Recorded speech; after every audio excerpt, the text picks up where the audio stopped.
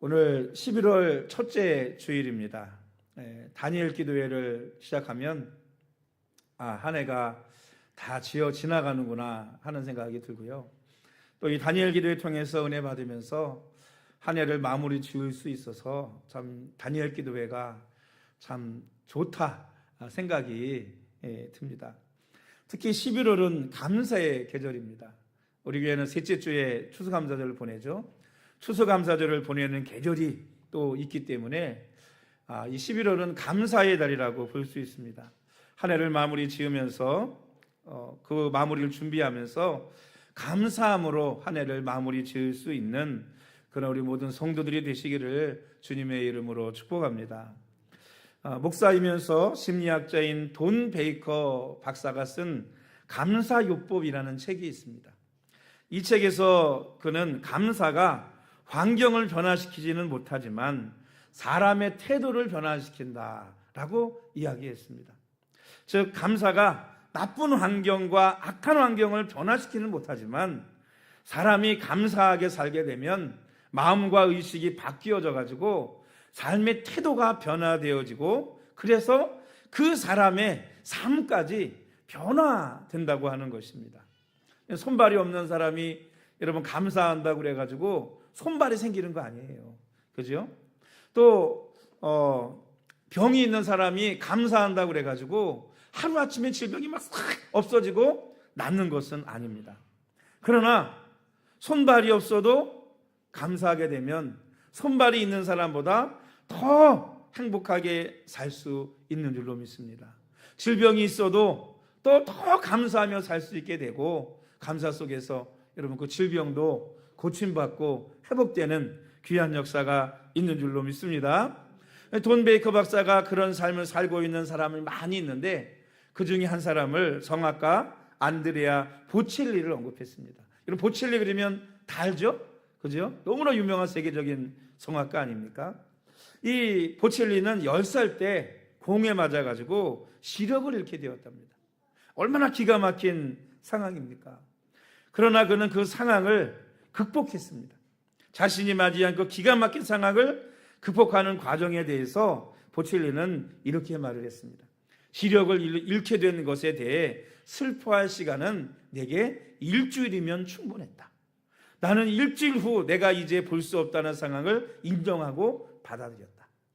그리고 시력을 잃었지만 내가 살아있다는 것에 있음을 감사했다. 왜냐하면 나를 사랑하시는 살아계신 하나님께서 내 인생을 책임져 주실 것을 믿고 그 믿음을 가지고 있었기 때문에 나는 감사할 수 있었다라고 이렇게 고백을 했습니다. 그렇게 그는 그 하나님을 믿는 믿음을 통해서 감사하는 마음을 가졌습니다. 앞을 보지 못하지만 자신을 긍정적으로 자신을 생각했습니다. 그래서 열심히 공부를 했어요. 그래서 뭐가 됐느냐 하면 변호사가 됐습니다. 변호사가 되어서 그렇게 어려서부터 하고 싶었던 노래를 부르기 시작을 했어요. 그래서 퇴근한 다음에 작은 카페에 가서 한 스테이지를 맡아가지고 노래를 부르기 시작을 했어요. 근데 그게 점점 소문이 나기 시작하고 명성을 얻게 되면서 세계적인 성악가가 되었습니다. 그러고 보니까 제대로 성악을 공부도 안 했어요. 그죠? 그냥 좋아서 부른 거예요. 근데 세계적인 성악가가 되었습니다. 돈 베이커 박사가 내린 결론은 뭐냐면 그대로 연약하고 초라한 인생을 강하고 영광스러운 인생으로 치료해주는 완벽한 치료법이 바로 감사요법이다. 이렇게 얘기를 한 것입니다. 그런데 여러분 이렇게 감사하며 사는 사람은 생각보다 많지 않습니다. 왜 그럴까요? 감사보다는 뭐 하기가 쉬워요? 불평하고 원망하기가 쉬워요. 불평하고 원망하기가. 그래서 똑같은 환경 속에서 감사하고 긍정적으로 사는 사람과 원망하고 불평하며 살아가는 사람의 인생의 삶이 여러분 정 반대의 삶으로 나타나게 되는 것을 오늘 우리는 많이 보게 됩니다. 여러분 올 2024년 한 해 참 넉넉지 않은 힘들고 어려운 한 해였습니다. 그죠? 그리고 이제 올해가 2달째 남지 않았습니다. 뭐든지 간에 이 마무리가 참 중요한 것 같아요. 마무리가. 전 그래서 마무리 짓는 걸 되게 좋아하거든요. 청소를 해도 청소 끝나고 나면 어떻게 해야 돼요? 남은 걸레 뭐 쓰는 거 싹 치워가지고 끝내는 걸 좋아해요. 어떤 분들은 그냥 있어 그냥. 그 중에 한 사람이 우리 사모예요. 마무리가 안 돼. 마무리가. 어제도 밤에 탁 나왔는데 저녁 만열 기대하려고 저녁 때 8시에 탁 나왔는데 저 뒤에 그 주워 놓는데 테이블에 걸레하고 그다음 유리닦을 뿌리는 거 있죠? 뿌리는 거. 그게 거기 탁 있는 거예요. 또 정리를 안 했구나. 어떨 땐 그게 제 방에 있을 때도 있어요. 다시 옆에다가 갖다 정리해 놓고. 왜냐하면 마무리를 해야 끝이 난 것이고 뭔가 또 새로운 거를 뭐 할 수 있어요? 할 수 있지 않습니까? 여러분 올 한 해도 2달 남았습니다. 여러분 어떻게 마무리 지을 것이냐 하는 게 중요한 거예요. 특히 11월 다니엘 기도회를 하루하루 하면서 여러분 은혜와 감사 속에 마무리했으면 좋겠습니다. 그리고 11월 셋째 주 추수감사절에 그냥 매해 감사절이니까 감사해요 이게 아니고 정말 여러분 나눠드린 감사노트 써가면서 또 다니엘 기도회 하면서 하나님 앞에 그저 그냥 형식적인 감사가 아니라 정말 한 해를 돌아보고 삶을 돌아보니까 감사한 일이 이렇게 많았구나. 또 안 되는 거 이것까지도 내가 감사하는구나 라고 감사할 수 있는 그런 성도들이 되시기를 주의 이름으로 축복합니다. 그럴 때 뭐가 있어요? 더 큰 은혜, 더 큰 하나님의 축복이 저와 여러분에게 더해질 줄로 믿습니다. 할렐루야. 여러분 오늘 본문 말씀에 보면 나병 환자 10명이 나옵니다. 예수님께서 예루살렘으로 가시는데 사마리아와 갈릴리 사이로 지나가게 되셨어요. 그러면서 한 마을에 들어가시게 됐는데 그 마을에 나병 환자 10명이 예수님을 만났습니다. 그리고는 멀리 서서 소리 높여 예수 선생님이여 우리를 불쌍히 여겨주소서 하고 부르짖는 것이었습니다.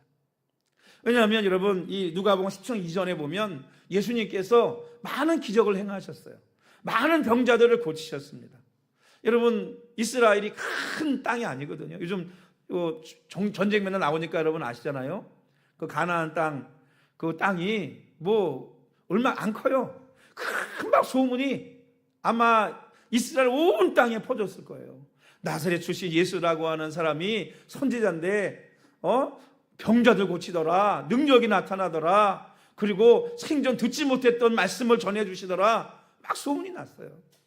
그 이야기를 들으면 이 나병 환자들은 믿음이 생겼습니다. 어떤 믿음이 생겼을까요? 예수님을 만나서 예수님의 말씀만 해주시면 우리 병이 나을 것이다 라는 그런 믿음이었습니다. 지금도 그렇지만 나병 고친다는 게 여러분 참 어려운 병 아닙니까? 마비가 되고 감각이 없어지고 썩어서 하나씩 떨어져 나가는 게 이게 나병, 문둥병이라고 그랬잖아요. 병이잖아요. 이 나병에 걸리면은요, 이 사람은 가족과 격리가 돼가지고 성 안에도 못 들어가요. 마을 안에 못 들어가요. 산 속에서 자기들끼리 모여 사는 거예요. 만약에 사람들인데 오잖아요, 돌 맞아 죽습니다. 왜? 율법에게 돼 있고요. 그게 오늘날로 말하면 이 접촉을 통해서 전염이 되기 때문에 하나님께서 이렇게 막아놓으신 것 같아요. 그러니까 가까이도 못 오고 멀리 있어서 예수님께 은혜를 베풀어 달라고, 불쌍히 여겨 달라고 부르짖은 것입니다. 예수님께서는 그들을 불쌍히 여기셨습니다. 그래서 그들에게 이렇게 말씀하셨어요. 가서 너희 몸을 제사장들에게 보여라, 이렇게 말했어요. 여러분 율법에 의하면요, 나병 환자는 나병에 걸렸을 때도 제사장에게 자기 몸을 보이고, 나병에 걸렸으니까 격리에 나가야 되는 거예요. 마을 밖으로. 만약에 나병이 어떻게 났어요? 났어도 그냥 마을 다 났으니까 하고 마을로 들어오는 것이 아니고 제사장에게 가서 자기 몸을 보여야 돼요. 정말 나았는지 확인을 받아야 됩니다.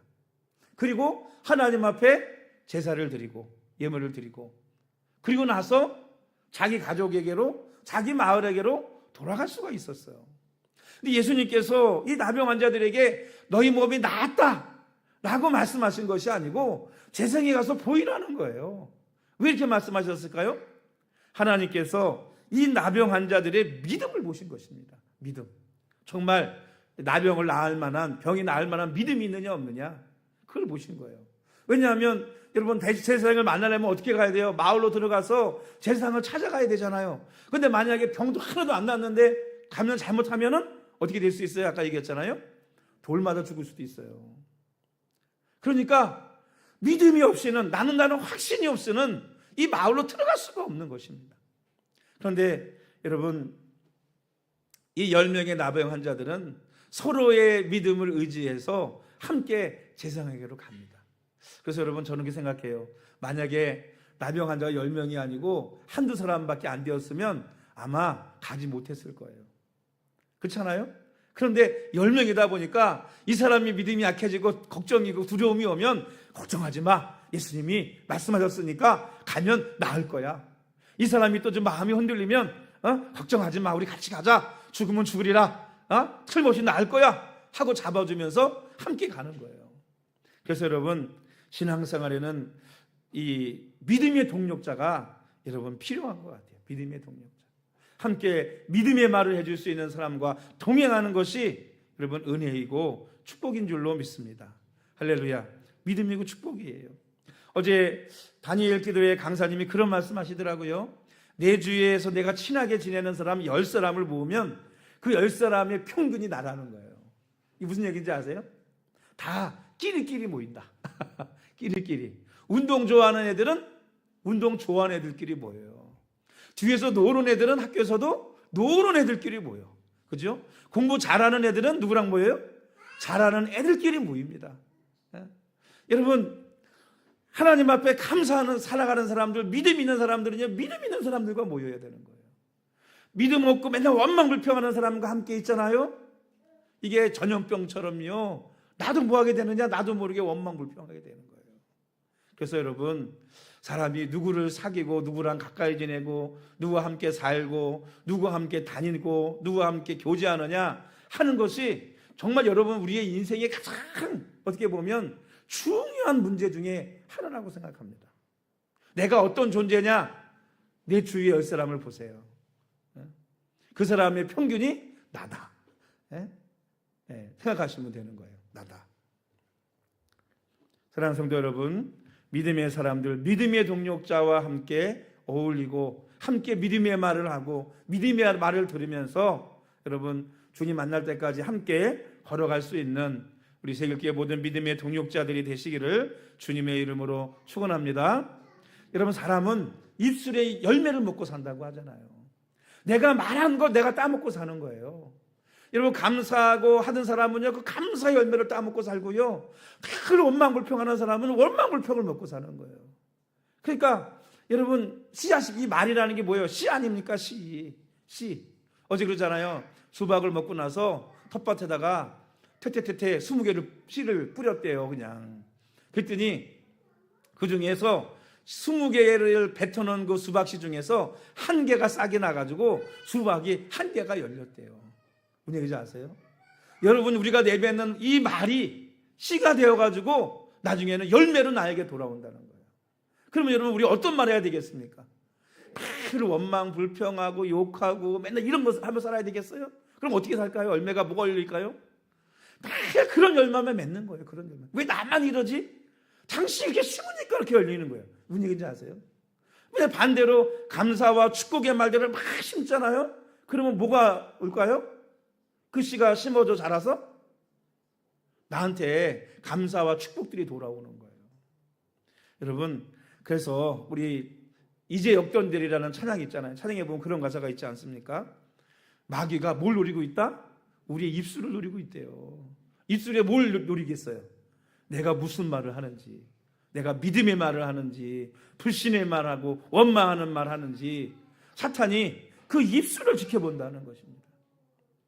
여러분, 믿음 없는 사람이 되지 말고 믿음 있는 사람이 되어서 믿음의 말과 믿음의 행동을 가질 수 있는 성도들이 되시기를 주님의 이름으로 축원합니다.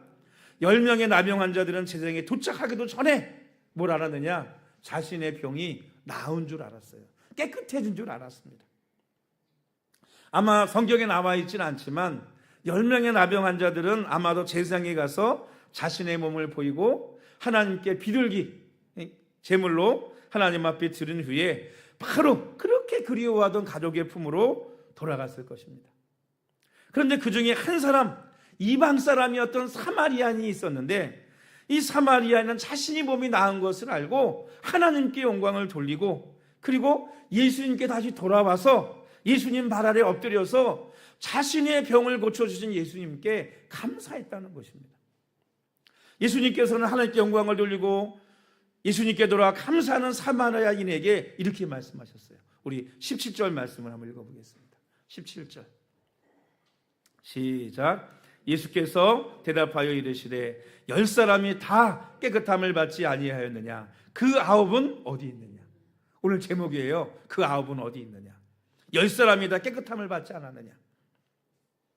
예수님께서는 병을 고침받은 10사람이 모두 하나님께 영광 돌리고 예수님께서 감사하는 것이 마땅하지 않느냐 하는 것입니다.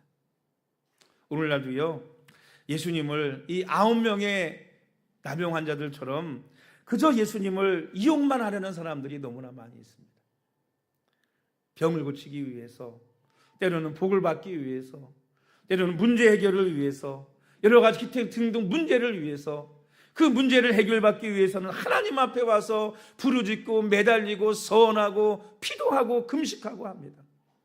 그런데 이 문제 딱 해결되면 어떻게 되는지 아세요?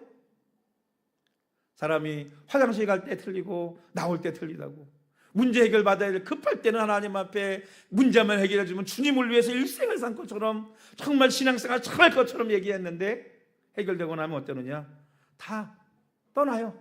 주님 앞에 와서 감사하는 사람이 10사람 중에 한 사람밖에 없고 9사람은 그냥 갔다는 것입니다. 문제를 해결받고 나면 더 이상 주님 앞에 나와 기도하지 않는다는 거예요. 여러분, 첫날 우리 다니엘 기도회 첫날 김은호 목사님이 그런 말씀 하시잖아요. 여러분, 좀 있으면 수능인데 수능철이 되면요, 큰 교회니까 얼마나 많은 수능생들이 있겠습니까? 부모들이 여러분 새벽 작정 기도를 하고요, 그 이제 큰 교회 가면 수능생이 워낙 많으니까 뭐 특별 기도회 같은 것도 하고 그러거든요. 와서 다 그냥 특별 기도회 하고요, 시험 보는 날은요 하루 종일 여러분 부모들이 엄마가 교회 와가지고요, 애들 시험 치는 시간 있죠? 그거 맞춰서 막 기도하고, 시험 끝나면 차 한잔 먹고 잠깐 쉬었다가 또 시험 보는 시간 되면요 막 기도하고, 심지어 어떤 분은 등에다가 수험번호 붙여놓고 기도한대. 그거 보고 좀 자기도 기도해달라고. 근데 그렇게 기도했는데 시험 딱 끝나고 나잖아요. 그 다음부터 새벽 예배 없어. 그 다음부터 기도 안 해. 뭐예요? 이제 내 문제 다 해결됐고 뭐 끝났다, 뭐 이런 것 같아요. 여러분, 그런데 우리 하나님은 이렇게 문제 해결을 위해서 기도해도 10명을 다 고쳐주신 것처럼 응답해 주시고 해결해 주시기도 하십니다. 그러나 하나님께서 정작 원하시는 건 뭐겠어요? 그저 문제 해결을 받고 떠나는 걸 원하시는 것이 아니고, 하나님은 우리와 계속해서 친밀한 관계를 맺기를 원하시는 분이 바로 하나님이신 줄로 믿습니다. 꼭 문제 있어서만이 아니라 계속 관계하고 교제하자 이 말이에요. 시편 13편 28절 말씀에 하나님을 가까이 하면 내게 복이라고 했지 않습니까? 하나님을 가까이 하는 거 왜 복일까요? 하나님과 좋은 관계를 맺을 수 있기 때문입니다. 여러분, 하나님과 기도라는 게 하나님과 대화잖아요. 어떻게 관계를 맺어요? 만나서 대화하고, 그죠? 믿음을 쌓아갈 때 좋은 관계가 되잖아요. 하다못해 사람도요, 능력 있는 어떤 사람과 친하게 지내면은요 어떨까요? 내가 도움을 받아요, 안 받아요? 도움을 받죠. 우리 노예는 저 때문이라면 좀 교만한 말일지 모르겠지만, 저를 통해서 정말 풍성한 행사를 합니다. 왜냐하면 우리 뭐 3호 1회라는 걸 하거든요, 가을 노예 때는.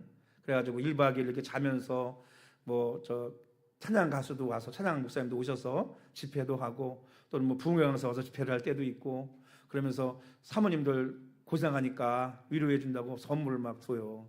여러분, 한 번씩 내가 드리는, 요즘 가격이 올랐어. 80만 원으로 79만 8천 원짜리 화장품 막 이런 거 한 번씩 나오시라 그래가지고요, 수고했다고 알아드리고 또 선물을 드립니다. 그거 말고도 뭐 풍성하게 선물을 드려요. 근데 그렇게 드릴 수 있는 이유가 뭐냐? 제가 나들이 화장품 회장님이랑 좀 친하거든요. 그래가지고 필요하면 가서 장로님 그것 좀 주세요. 제가 몇 년 전에 코로나 때는요, 코로나 때문에 면세점에 팔아야 될 화장품을 팔지 못하고 그냥 싸놓은 거예요. 그래가지고 내 유통기간이 얼마 안 남은 거예요. 화장품 6개월만 남아도 안 사잖아요, 잘. 그죠? 근데 그거 쓰는데 아무 지장 없지 않습니까? 그러니까 그거를 저한테 다 기부를 하셨어요. 제가 받은 금액이 얼마냐면 2억 원입니다. 2억 원. 2억 원의 화장품을 받아서 우리 노회부터 검다니는 목사님들 교회 다 나눠줬어요. 다. 기부금 영수증 써주고 다 나눠줬어요. 우리 교회에서도 다 드렸잖아요. 많이. 그죠? 코로나 때. 그 왜 그럴까요? 좋은 관계를 서로 맺고 있으니까 뭐 하는 거예요? 예, 떨어지는 게 있는 거예요. 도움받는 게 있는 거예요. 이왕이면 다른 사람 안 주고 누구 줘요? 이왕이 목사님 갖다가 쓰세요. 예, 주시는 거죠. 그래가지고요, 우리 목사님들이 이제 임원 목사님들이 그걸 알아가지고 옛날에는 그냥 화장품만 제가 주문해서 장로님 보내주세요. 택배로 보내고 그냥 했거든요. 요즘은 노예 전에 꼭 찾아가요. 만나요. 왜 만나는지 아세요? 물론 이제 고마워서 만나기도 하고 올해는 너무 고마워서 식사 대접도 해드리고 선물도 드렸어요. 근데 가면 오신 목사님들 한 보따리씩도 줘요. 예, 한 보따리 그거 캐비어 무슨 뭐 앰플 박스로 뭐 종류별로 그냥 한 2박스 두 가방을 이렇게 잔뜩 줍니다. 두 가방을. 그러니까 또 다 와요. 안 빠지는 사람이 없어. 왜? 가면 이만큼 수지 맞는 거예요. 가면 장로님 주시니까. 여러분 이것도 장로님이 해준 거예요. 사실은 이거 1,000만 원짜리거든요. 300만 원에 그냥 저기만 받고 해주신 거예요. 이거 스크린 1,000만 원, 1,200만 원 갑니다. 왜냐하면 이런 교제가 있으니까 뭐 하는 거예요? 제가 복을 받는 거예요. 어떻게 보면 여러분 하나님과 우리가 친밀해지고 하나님과 좋은 관계를 맺는다. 이건 어떻게 되겠습니까? 그래서 하나님 앞에 복 받은 사람들은 어떤 사람이냐면 다 하나님과 친밀한 좋은 관계를 맺은 사람들입니다. 그래서 예를 들면 우리 믿음의 조상 아브라함이 있잖아요. 그죠? 아브라함이 얼마나 큰 복을 받았습니까? 복의 근원이 됐고 믿음의 조상이 됐잖아요. 그런데 아브라함을 하나님께서 창세기 18장 17절에 뭐라고 말씀하시냐면 이렇게 말씀하세요. 여호와께서 이르시되 내가 하려는 것을 아브라함에게 숨기겠느냐. 하나님이 어떤 일을 행하시는데 소돔과 고모라를 멸망시키는데 이 일을 누구랑 상의를 하느냐? 하나님이 아브라함과 상의를 하시는 거예요. 내가 너한테 숨기고 하겠냐? 왜 숨기지 않을까요? 아브라함이 하나님과 친밀한 좋은 관계를 맺고 있었기 때문입니다. 그런데 여러분 예수님께서 그 아홉은 어디 있느냐고 그러셨잖아요. 자신의 문제가 해결되었다고 주님을 떠나는 사람이 아니라 다시 돌아와서 예수님께 감사하고 좋은 관계를 맺는 그런 성도들이 되어야 될 줄로 믿습니다. 오늘날도 필요할 때만 예수님 찾고 응답받고 나면 예수님과 멀어지는 사람들 너무 많아요. 문제가 생기면 기도하다가 문제가 해결되면 기도하지 않고 예배 나오지 않습니다. 여러분 바꿔 생각해 보세요. 여러분이 하나님이라면 문제 있을 때만 와서 해결하려고 물면 하나님이 그래 그때마다 톡톡톡톡 다 해결해 주시겠습니까? 어떻게 해야 돼요? 평소에 하나님과 친밀한 교제와 교통이 있어야 여러분 늘 어느 때나 하나님과 교통하고 기도할 때 하나님께서 응답해 주시지 않겠습니까? 그것도 뭐 한두 번이지. 여러분 안 그래요? 하나님께서 사랑과 은혜가 풍성하신 분이라 다행이지. 저 같으면 한 번 하고 안 오고 2번 하고 안 오고 3번만 그렇게 하면 너나 끝이야. 그리고 응답 안 해줄 것 같아. 저 같으면 3번까지는 어떻게 참고 해줄지 몰라도. 근데 우리 주님은 아니시니까. 하지만 여러분 늘 주님과 좋은 관계를 맺는 것이 은혜이고 축복인 줄로 믿습니다. 여러분 좋은 관계라고 하는 것은 어떻게 맺어지는 걸까요? 첫째가 아까 대화를 통해서 맺어지는 거예요. 그러니까 여러분 하나님과 늘 기도하고 교통할 수 있는 여러분이 되시기를 축복합니다. 두 번째는 뭐냐면 신뢰, 믿음이 쌓여야 되는 거예요. 하나님과 나와 약속 그것이 자꾸 지켜져야 하나님께서도 뭐 하세요? 그것 통해서 관계가 좋아지고 그걸 통해서 하나님께서 더 큰 은혜와 축복을 우리에게 부어주시는 줄로 믿습니다. 여러분 우리 신앙의 최종 목표가 뭘까요? 최종 목표가 뭐예요? 신앙생활의 최종 목표. 최종 목표가 뭐예요? 예수 왜 믿어요? 구원 받으려고 믿는 거잖아요. 그죠? 근데 구원은 여러분 무엇을 통해 이루어질까요? 여러분 구원은 관계에 있다라고 얘기합니다. 신학에서 관계에 있다. 관계라는 게 뭘까요? 관계라는 게 누구와의 관계일까요? 하나님과 나와의 관계예요. 왜냐하면 원래 하나님과 우리는 아담과 하와는 관계가 좋았죠. 그런데 범죄함으로 말미암아 불순종으로 인해서 하나님과 우리의 관계가 원수지간이 되어버린 거예요. 틀어져 버린 거예요. 틀어져 버린 것입니다. 그래서 로마서 5장 10절 말씀에 곧 우리가 원수 되었을 때에 그의 아들의 죽으심으로 말미암아 하나님과 화목하게 되었은즉 화목하게 된 자로서는 더욱 그의 살아나심으로 말미암아 구원을 받을 것이니라. 이렇게 말씀하고 있어요. 예수님께서 십자가에 죽으신 것은 하나님과 원수되었던 우리를 위해서, 그 원수된 것을 해결하기 위해서, 하나님과 우리가 화목한 관계가 되게 하기 위해서, 그걸 회복하기 위해서 십자가에서 저와 여러분의 죄를 위해서 십자가에 죽으신 것입니다. 하나님과 화목한다는 게 뭐예요? 하나님과 우리가 원수지간이었는데 어떤 관계가 된다는 거예요? 친구의 관계가 된다는 거예요. 그죠? 친밀한 관계, 좋은 관계가 된다는 것입니다. 그리고 그 하나님과의 관계 회복을 통해서 뭘 받을 수 있느냐? 구원을 받을 수 있다는 거예요. 결국 여러분 구원은 어디에 있는 거예요? 하나님과의 관계에 있는 거예요. 하나님과 원수지간인데 구원받을 사람이 있겠습니까? 여러분 결국 9명의 나병 환자는 그 병에서 고침만 받고 돌아갔지만 한 명 이방인이었던 사마리아 사람은 하나님께 영광 돌리고 돌아와 예수님께 감사함으로 말미암아 예수님과 좋은 관계를 맺게 되었고 병만 고침받은 것이 아니라 뭐라고 말씀하셨어요? 내 믿음이 너를 구원하였느니라 라는 말씀처럼 여러분 병치료뿐만 아니라 영혼 구원까지 받게 되었는 줄로 믿습니다. 예수님께서는 9이 어디 있느냐고 반문하셨어요. 저는 이 말씀을 결론적으로 두 가지로 묵상하고 싶습니다. 첫째는 뭐냐면 병을 고쳐주신 예수님께 돌아와 감사하지 않은 9이 되지 말자는 것입니다. 은혜 받았으면 여러분 뭐 하는 게 당연한 거예요? 감사하는 게 당연한 거죠. 이거 뭐 어려운 걸 하라는 게 아니에요. 여러분 병 고침 받았으면 감사하는 게 당연해요? 안 당연해요? 당연하죠. 당연하죠. 그런데 9명은 그 당연한 것을 뭐 했어요? 하지 않고 자기 길로 갔다는 것입니다. 병 고침 받은 기쁨은 가졌으나 감사할 줄 몰랐던 사람이 있었기 때문에 여러분 그들은 구원을 받지 못했던 거예요. 예수님과 관계를 맺지 못해서. 예수님을 만나 자기의 문제만 해결하고 끝난 사람이 있고 하나님께 영광 돌린 사람이 있다는 것입니다. 여러분은 어떤 사람이 되시렵니까? 감사할 줄 모르고 하나님께 영광 돌릴 줄 몰랐던 다수의 무리 9이 되시렵니까? 비록 혼자지만 사마리아인 한 사람처럼 하나님께 영광 돌리고 감사했던 한 사람, 구원까지 선물 받았던 그 한 사람이 되시렵니까? 따라합시다. 9이 되지 말고 한 사람이 되자.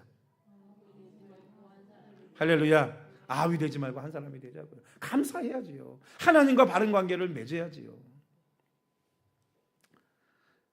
하나님과 좋은 관계를 맺고 감사하며 살아가는 성도들 되시기를 축복합니다. 두 번째는 하나만이 아닌 9도 감사하는 자가 되어야 될 줄로 믿습니다. 이 열을 사람이 아니고 10가지의 환경이나 어떤 문제라고 한번 생각을 해보세요. 여러분 하나부터 10까지 하나님께서 우리에게 베풀어 주신 은혜가 사실 아닌 것이 아무것도 없습니다. 숨을 쉬는 것도 여러분 하나님이 주신 거 아니게요? 그죠? 살아있는 거 하나님의 은혜 아닙니까? 건강하게 살아가는 거 하나님의 은혜 아닙니까? 우리 교회도 아기들이 셋이 있지만 요즘 우리 준호 성도 보니까 야 이제 아빠 마음을 갖는구나 이런 생각이 들어요.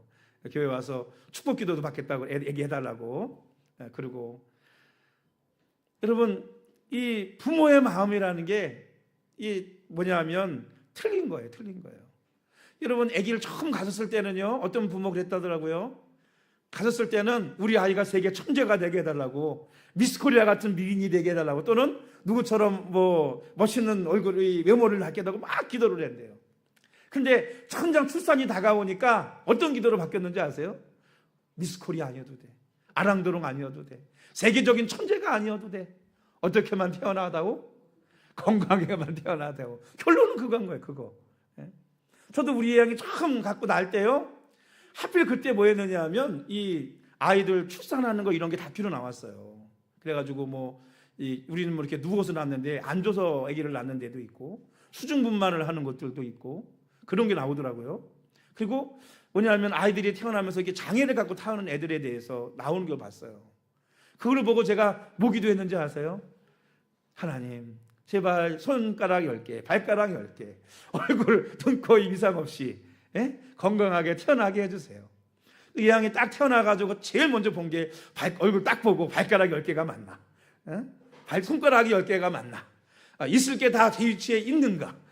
그거 먼저 확인을 해봤어요. 장애가 있나 없나. 여러분, 이게 부모 마음이잖아요. 근데 여러분, 오늘 우리가 살아가다 보면 여러분 정말 모든 거 10가지면 10가지가 다 하나님의 은혜이고 다 감사할 조건인데 우리는 그런 감사는 하지 않고 10가지 중에 뭐만 감사하고 살아요? 감사한다고 하는 게 한 가지. 한 가지만 감사하고 사는 거예요. 9은 어디 가고? 하나님이 우리에게 10가지의 은혜와 복을 주셨는데 9은 어디 가고 한 가지만 감사한 거예요. 한 가지만. 그렇잖아요, 여러분? 여러분, 9은 어디 갔느냐? 예수님께서 물으시는 것 같아요. 우리에게 주신 10가지면 10가지 다 어떤 것이든지 간에 하나님 앞에 감사할 수 있는, 그리고 하나님께 영광 돌릴 수 있는 그런 성도들이 되시기를 축원합니다.